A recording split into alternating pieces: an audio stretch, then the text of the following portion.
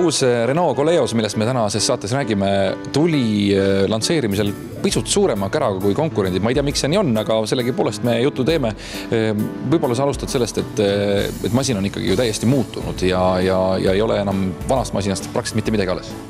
Ja, tõsi on see, et uus Koleos on täiesti uus mudel, sellel ei ole vana mudeliga mitte mingit pistmist.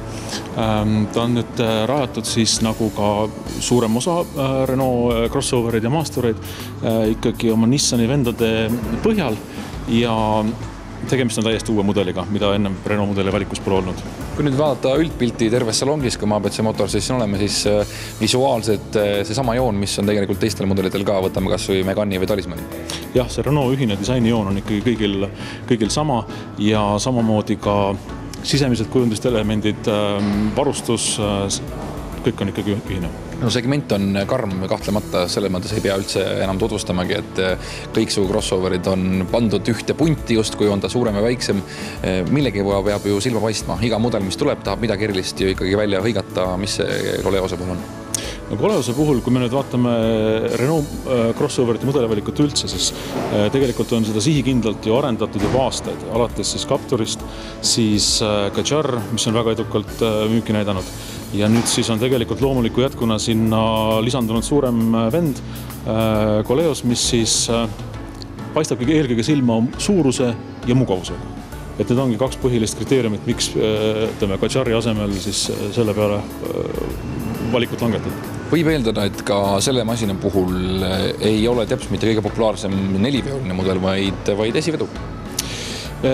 Vot ei ole päris nii. Me oleme küll seda väga vähe müünud siiamaani, sest on tõesti värskelt tulnud. Need on paar-kolm üksikut, aga need on olnud ikkagi tippvarustusmudelid. Esiveolist on saadaval ainult nii-öelda nõrgema diiselmootoriga ja ka varustustase sellel ikkagi on tunduvalt madalam, nii et üldiselt inimene, kes juba ikkagi sellist mugavust ja luksust hindab, ta pigem valib siis juba selle neliveolise versiooni. Siis tegelikult võib öelda, et see ongi üks juba konkurentidest erinevus, sellepärast et ma tean, et konkurentide puhul ikka otsitakse kõige odavamat esiveolist ja väiksema mootoriga. Jah, aga võib-olla see kehtib ka pigem nende väiksemate crossoverite puhul, et sellise suurema puhul juba ikkagi vaadatakse rohkem varustust ja nagu ongi, et sellel mudelil ei olegi võimalik saada heas tippvarustuses masinat esiveoga. Ja ma mäletan, et Renault on ju selline põhimõte ka, et ikkagi nii kui mudeli hind algab, siis see baasmudel on juba päris suure varustusega, et see joon on vist ka jätkunud, et nii-öelda rahvakeeles blankumasinat ei olegi. Ei, juba Zenil, mis on siis baasmudel, on varustuses korraliku ekraaniga multimeedia navigatsioonisüsteem, erinevad juhiabisüsteemid, liiklusmärkide tuvastus ja palju muud, mis teeb selle sõidu ikka nauditavaks ja mugavaks. Aga mootori valikust rääkides, siis kust maalt me alustame? Me räägime ainult diislitest ja meil on pakkuda kahte erinevat võimsust. On siis 1.6 130 hobujõuline ja 2-liitrine 175 hobujõuline mootor.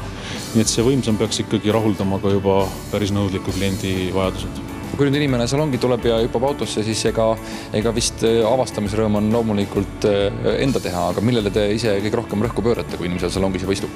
No tegelikult juba selle autole lähenedes see mugavus, mida tegelikult Renault on juba pakkunud aastaid, kas või käedvaba võtmekaardi näol, et sa astud autole ligi, auto tunneb su ära, pakib peeglit lahti ja paneb tuled põlema. Hinnakiri algab 25 000, aga initsiaale Paris, mis on siis tippmudel, ulatub juba 35 000, jah.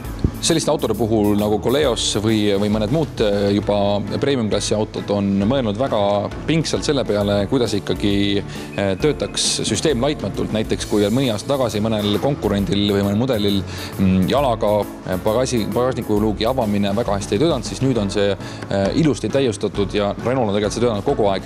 Ja sellist asja võib juba tänapäeval pidada ka elementaarseks, nii et sellel autol on kõik asjad olemas.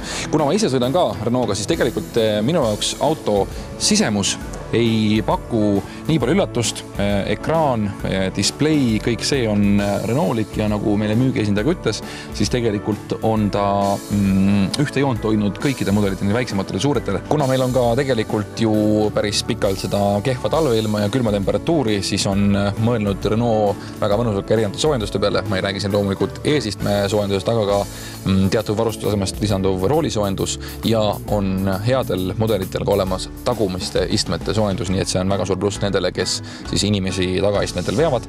4-vedu on mitu režiimi, kas on siis automaatne süsteem või 4-veolukk kuni 40 km/h tunnikiiruseni, nii et linna vahel sõites on see 4-vedu siis püsivalt garanteeritud.